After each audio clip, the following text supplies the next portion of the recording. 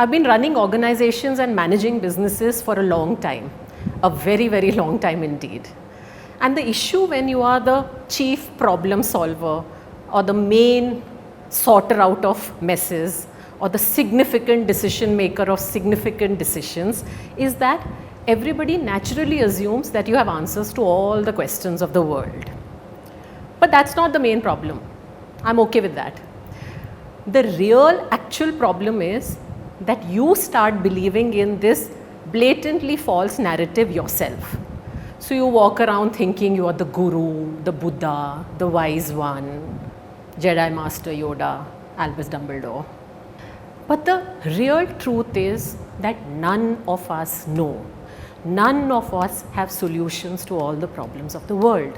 Not the presidents of large nations, not the prime ministers of big democracies, not the deans of colleges, the college professors, the medical experts. No, not even your mother. The truth is we all meander through life, trying to figure out how to manage it as we go along. Sometimes making mindful choices, more often than not making choices unmindfully. Sometimes choices are thrust upon us by the world. Sometimes we make choices with very limited and partial information. And sometimes the fact is we really have no choice at all. There is only one way and we just have to plow through it. I remember when I was trying to get into business school many, many years ago, and I had decided my list of priorities and which is the institute that I want to get into. And I was very sure that I would get into my preferred institute of choice. And then I didn't. I got into my second choice, which was a distant number 2 by far. Of course, subsequently things turned out fine.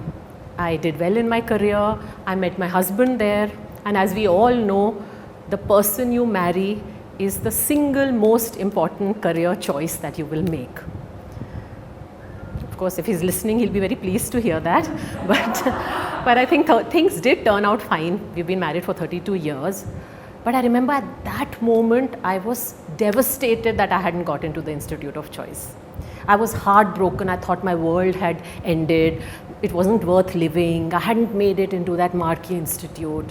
It's only 32 years later that I'm standing here and saying, wow, things did turn out fine. Finally, what happened was really the best thing that could have happened to me. So indeed, if when we are in the moment, when we are actually experiencing life, we don't know which is a significant moment, which is not, which is that moment when the grains of time are passing through our fingers, which is that moment that we should hold on to, because that's going to be the one that's going to be the life-altering one, the life-changing one. Then how do we lead our life? How do we deal with it so that we maximize every opportunity that comes our way, or as they say, we learn from every challenge, not waste any crisis? How do we lead a life that is a maximizing life? And my firm belief, my ardent belief is that there are a certain set of hows in which you can lead your life so that you make the best use of that moment that is in front of you. When life is standing in front of you, you interact with it being the best possible version of yourself. And here are my 3 hows on leading a maximizing life and extracting the best out of it. When I was in college, I was part of our college hockey team. And of course, we were good at what we did. Many of us got selected to be part of the state team, and naturally the best players got selected. So we always thought, okay, we are really the queens of hockey. We know how to play this game absolutely well. And finally we went as part of the state squad to play at the nationals. The first day we go and play the match, very confident, sure of ourselves. We lose the game 7-0. The second match that takes place the day later, we lose that 11-0. We are completely shattered. What's going on? This is the best hockey team that has come from the state, and we are losing 7-0, 11-0. They're not like hockey scores, they are basketball scores. And for every ball that is coming towards me, I'm the goalkeeper. For every save I make, one goes in. Because the ball doesn't seem to leave our D at all. They're just being hit one after the other, and we're really outclassed and completely outmaneuvered. The final and last game of the tournament dawns, and everybody's got up early in the morning, everybody's warming up, getting ready to play that game, knowing fully well that we're going to lose that too. And I'm standing in the corner and I'm moaning and feeling very sorry for myself, and the coach looks at me and says, Apurva, why aren't you getting ready, why aren't you warming up? So I'm in this negative zone and saying, because of me, I'm the goalkeeper, we lost the game because I couldn't save the matches at all. The fact is, it's just not me, it's the entire team who's been being outclassed, but I've taken all the blame on myself, and I just don't even want to bother to warm up and go and play the game because I'm very sure we're going to lose this game too. So the squad gets selected to go in and play the final match, and everybody else, all the other players remain the same. I'm the only person who gets dropped out and gets replaced by the second goalkeeper. Of course, we lost that game too. The coach came to me later on and she says, you know why I dropped you from the game? It's not that I didn't know we are going to lose. It's not that the other goalkeeper made a bit of a difference. As you saw, we lost that game too. The fact is, I wanted all 11 players trying. Not 10 players trying and the 11th player who's lost the game in her mind. That is the reason I dropped you. And I'm so glad I learned such a significant lesson so early on in life. A while back I talked about how life doesn't give you a practice match. A challenge just comes at you, doesn't give you any practice to sort of figure out how to play that game. But what it does is gives you a mental rehearsal. So anything that is happening in life, the reality is we first play it out in our mind. Whether it's an exam, whether it's an interview, whether it's an interaction, whether it is a target that we have to achieve, we win or lose that particular event, game, match, target in our minds first. And I've invariably seen this, that if you go with a positive attitude, if you go with having told that mind of yours where the rehearsal is going on, that I'm going to do well, I think I can beat this, you will beat it. You will try hard enough. But if your mind has already told you that what's the point in playing this game, I'm going to lose, you're not going to even bother to try. And if you don't try, there's no chance of you winning. The second how to lead a maximizing life for me is this whole concept of personal accountability. And this particular trait really separates out people who deal with the same circumstances in very different manners. And the people who have personal accountability, more often than not, are people who will succeed despite the circumstances being the same for everybody.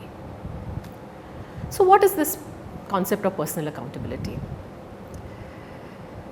It is said that when a kid is small and she is playing with a ball and she loses the ball, she comes back and she's smiling, and then she tells her mom, Mama, the ball got lost.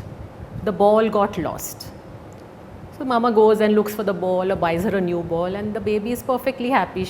The ball has got lost, now the ball has got replaced and she's back to playing with it.